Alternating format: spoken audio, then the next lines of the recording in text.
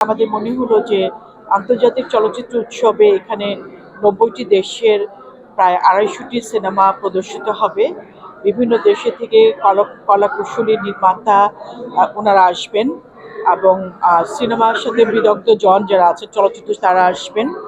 আর যেহেতু সিনেমা হচ্ছে জীবনের প্রতিচ্ছবি, তো একটা জীবনের প্রতিচ্ছবি বলতে ওই যা কিছু আছে ওই কোনো নির্দিষ্ট এখানে বলতে হয় যে পর্যটন হচ্ছে কোনো নির্দিষ্ট এলাকার ভৌগোলিক অবস্থান থেকে শুরু করে ওই এলাকার জনগণ এবং তাদের সার্বিক জীবনযাত্রা সবকিছু কিন্তু ট্যুরিজমের অংশ।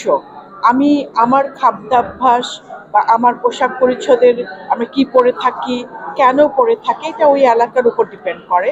আবার অন্য একটি এলাকায় আবার অন্যরকম। তো এই জন্য এটা ট্যুরিজম, কে কি কারটা কিরকম। তো এইটা আমাদের মনে হলো যে যেহেতু চলচ্চিত্রে জীবনটাকেই উঠে আসে, চলচ্চিত্রের সাথে যদি এটাই ট্যুরিজম বোর্ডের একটা সুযোগ যে চলচ্চিত্র উৎসবের সাথে সংযুক্ত হলে পরে এই বাংলাদেশের ট্যুরিজমটাকে বিদেশিদের কাছে এবং আমাদের নিজের দর্শকদের কাছেও, আমাদের নিজেদের পর্যটক এবং বিদেশি পর্যটকদের কাছে এটা পৌঁছানো সম্ভব হবে। এবং এখানে যেহেতু অন্যান্য দেশের চলচ্চিত্র প্রদর্শিত হবে, ওই চলচ্চিত্রের মাধ্যমে আমরা যারা দর্শক আছি বা বিভিন্ন অন্য দেশের যারা দর্শক আছে, তারা ওই স্পেসিফিক যে সিনেমাটা দেখছেন সেই সিনেমার সেই দেশের বিষয় সম্পর্কে জানতে পারবে। তো এই সকলকে এবং আমাদের ক্ষেত্রে সম্ভব এটা আমরা আমাদের বিষয়টা জানাতে পারবো এবং অন্যদেরটাও জানতে পারবো।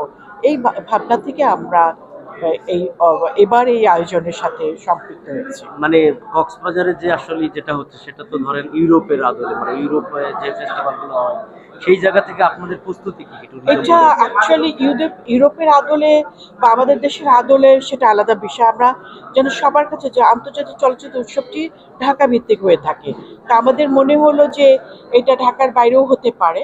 এবং আমরা দেখেছি বিভিন্ন বড় বড় ফিল্ম ফেস্টিভ্যাল, স্পেশালি আমি কান ফিল্ম ফেস্টিভ্যালে দেখেছি যে সাগর পাড়ে ওপেন এয়ারে প্রদর্শিত হয়। এটা দর্শকদের অনেক বেশি আকর্ষিত করে এবং উৎসবটাকে আরেকটু অন্য একটা মাত্রা যোগ করে।